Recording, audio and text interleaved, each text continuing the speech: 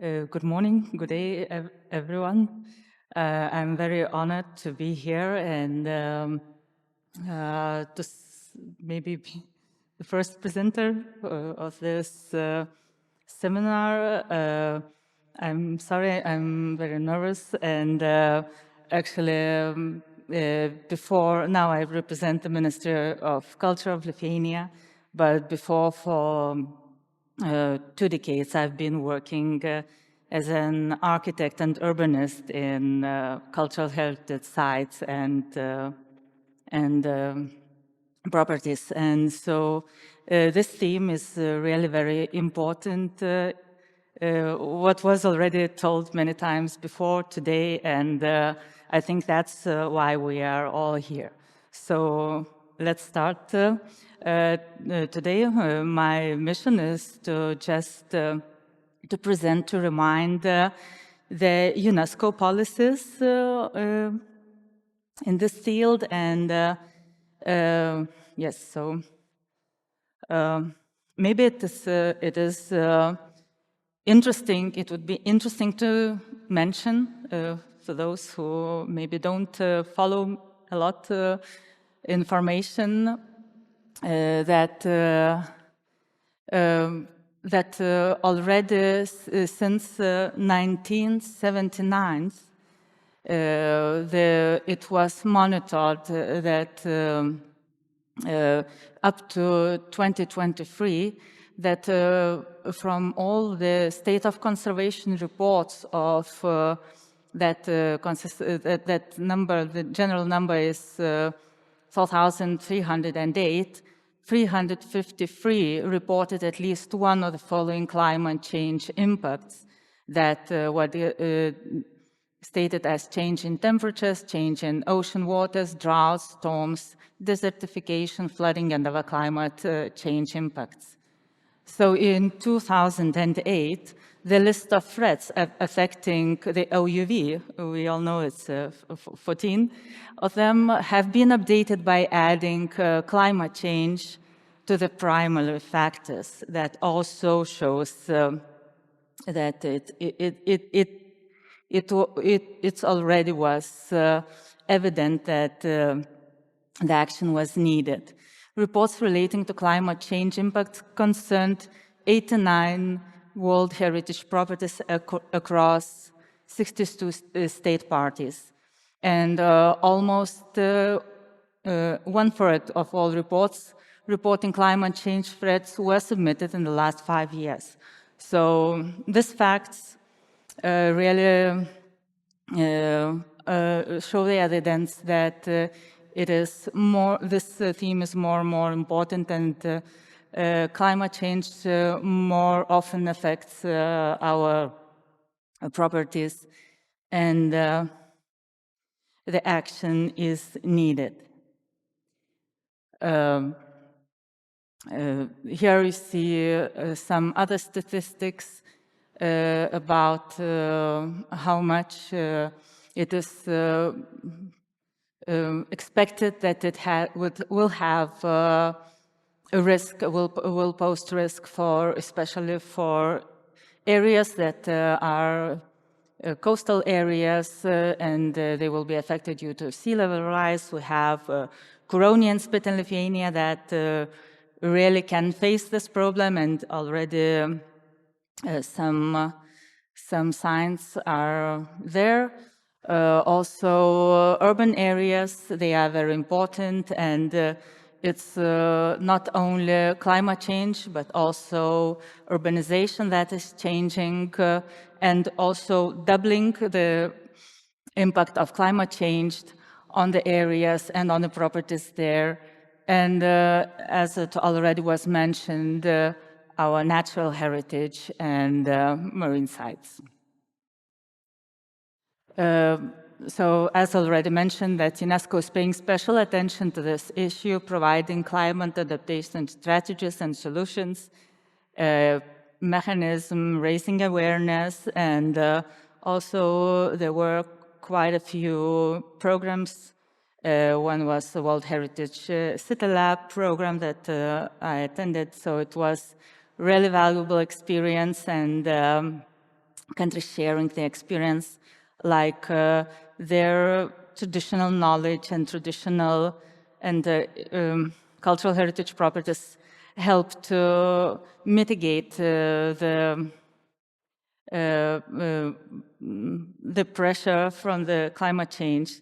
And there it was in the field of water management that we have wonderful water management, historical water management systems that we don't use now, and the contemporary technology can help, but not present a final solution. And sometimes we have to look back to go forward. So here I want to share the scheme made by UNESCO. It's the way to the policy document on climate action for World Heritage adopted in 2023. My mission is to present this document in short, just because later there will be national practices of the countries, and in the afternoon I saw that most of my colleagues will present practical cases, policy, and concerning Lithuanian practice and policy. So it's just you can see that the start was as early as 2005.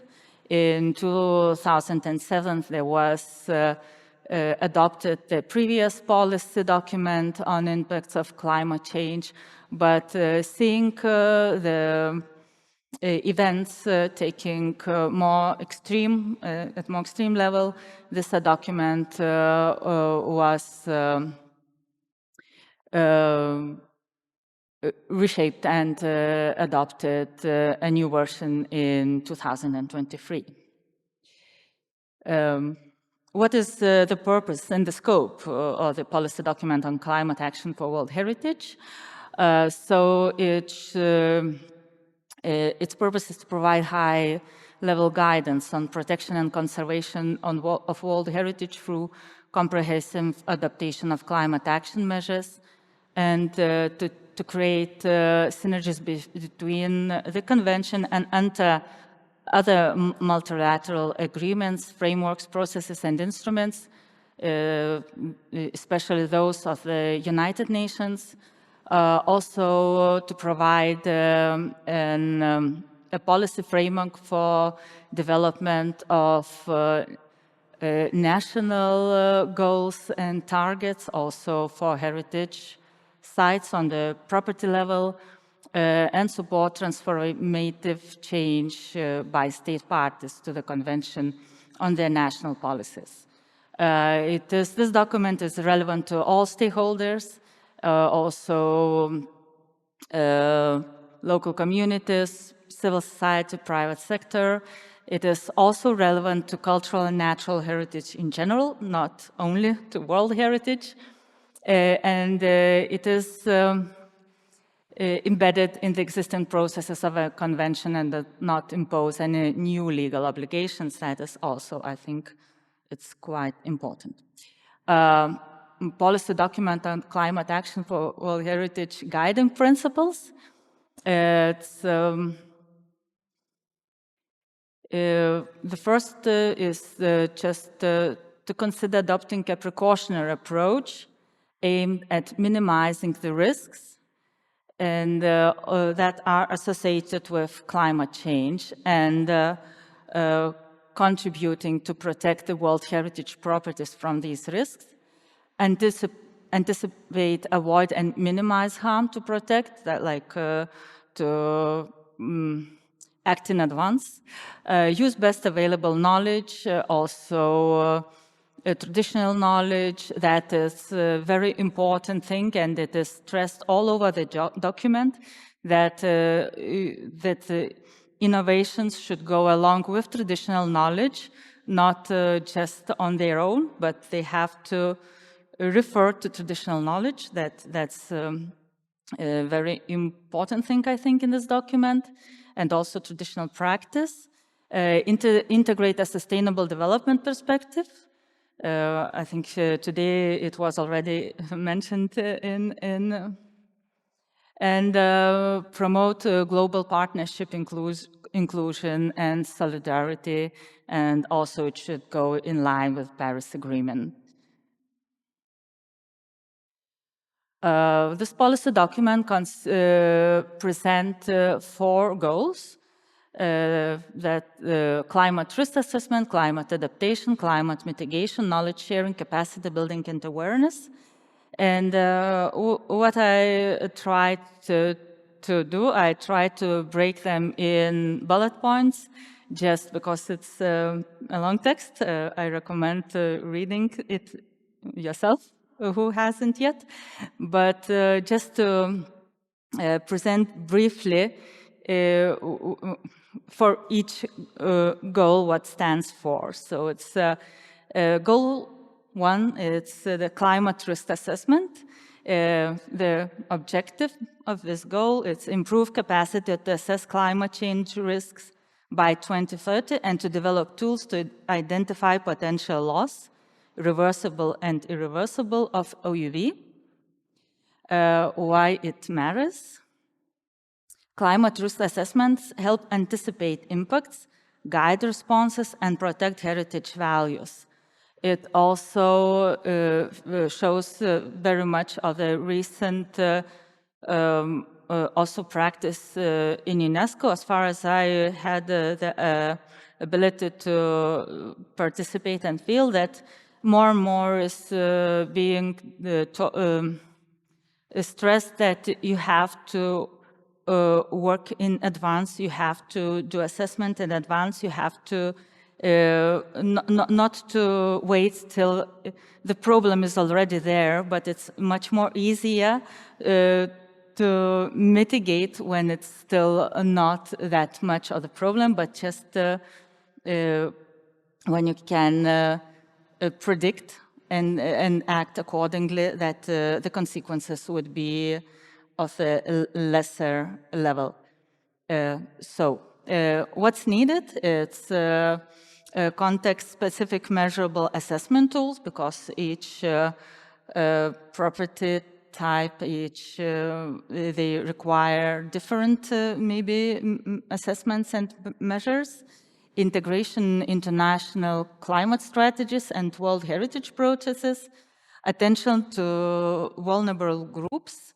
It's also very important because usually it really very much affects local people living there, and usually, especially if it's cultural landscapes, local communities, local people, they are those who keep them alive. So it's so important. I think that's quite a stress in all the document. And collaboration, it's also important, the sharing methods, data, experience, and also for transboundary properties, but also the way we are maybe doing today. UNESCO role is embed the climate risk in nominations, monitoring, and management plans, update related policies. So it's this. So action goal 2, climate adaptation. It's the main objective: support adaptation actions to protect outstanding universal value from climate impacts. Adaptation scope, it's to address all climate-related hazards, exposures, and vulnerabilities, but to avoid maladaptation when it is the approaches are chosen not correct, for example, and recognize both risks and potential benefits of climate change. That is that climate change sometimes can be beneficial, and it's also don't have to be overviewed. A resilience building, strengthen adaptive capacity by reducing non-climate pressures, use heritage to support social resilience, identity, and education. And for sure, community impacts. That's also appears in goal 1, but also, as I told that, it goes through all the document. quite a big stress for community, and that climate can drive migration displacement, especially where outstanding universal value is linked to cultural continuity. So we can see this very well in warm climates where desertification takes place and there's no water anymore and people have to go away from their living environment. And also it can be maybe important for the north where there's no more ice anymore where it had been. Support needed for affected communities and risk assessment methodologies. So, yeah. And the approach should be inclusive. So it should follow Paris Agreement principles, because as I already mentioned, it's another document, important document. And also that empower the local community should be empowered by training and integration of traditional practices. Action goal number 3, it's climate mitigation. The main objective of this goal could be align World Heritage Site management with climate mitigation frameworks, implement national mitigation strategies, and reduce greenhouse gas emissions linked to heritage properties. Mitigation actions are proposed, like cut emissions rapidly, support carbon sinks. Carbon sinks usually are seen like forests, protected marine areas, and explore low emission alternatives. Also follow Paris Agreement targets.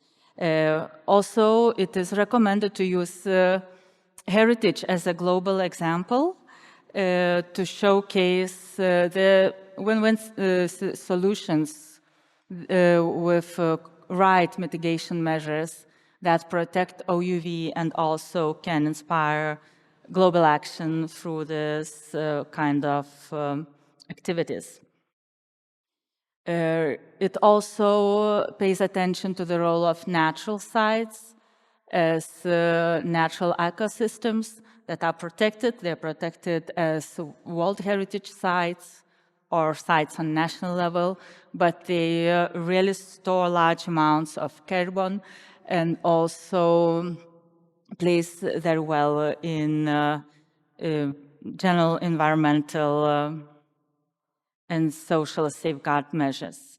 While cultural and mixed sites strategies, mitigation actions should be based on enhanced land use management, respect heritage values, indigenous land use, and customary land management practice that usually was formed through ages and really is favorable for the environment. And best practice include, this section I like a lot because of my experience as an architect. And I think it is really important, like it's the use of traditional passive measures in historic buildings as strategies to reduce energy consumption.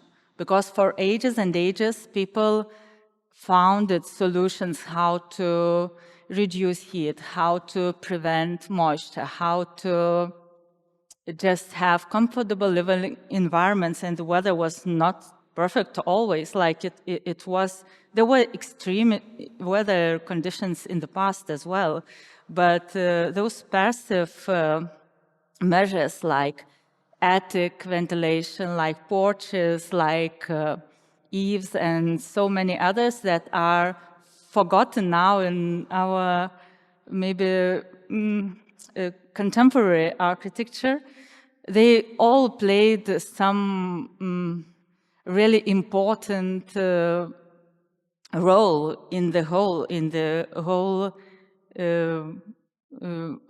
building, making the living environment nice for people there. Also, use of life cycle assessment methodology for the selection of replacement materials requiring less energy to produce and thus emitting less greenhouse gas, and promoting the critical role of routine maintenance and good conservation in reducing operational greenhouse gas. I think we will have quite a very interesting presentation in the afternoon by my colleague about maintenance and importance of maintenance and the factors of climate change for our traditional and heritage in general. The action goal 4, it's knowledge sharing, capacity building, and awareness. The main objective to build knowledge and skills to support climate action and safeguard world heritage, especially in vulnerable regions. Capacity building priorities. So it is all about training managers, communities, promote understanding of the climate-nature heritage link. That's important. Support access to technical and financial resources. Knowledge creation. Once again, encourage collaboration across disciplines, but as you see, also including indigenous local knowledge, promote intergenerational learning and national educational strategies linking heritage and climate.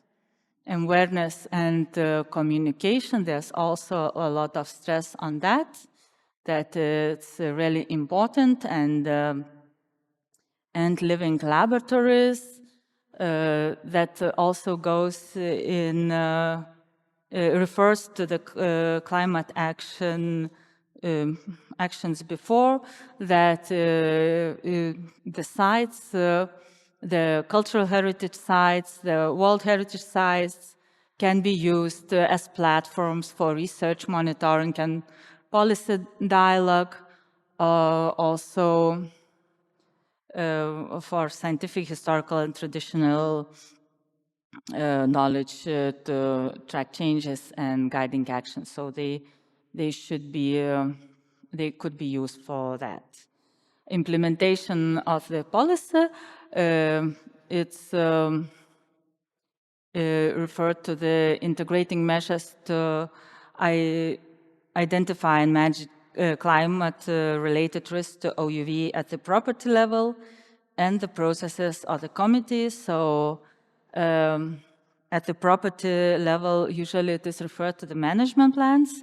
Here I am very glad to mention that we already have 2 management plans approved in recent years. It's the Kernavė archaeological site and Vilnius Historic Center that have already climate change and climate risk and mitigation measures in them. So it's really nice. And also it is important integrating World Heritage in climate action design planning in the implementation at the international, national, local levels as appropriate. So it's a special attention should be paid for World Heritage in our agendas and policies. Also developing and sharing tools and methodologies to assess and manage the current and future impact of climate change with and among parties and various stakeholders and right holders at the property, national and international levels. So also it is promoting collaboration and collaboration at all levels, and also it is really important to involve stakeholders and local communities.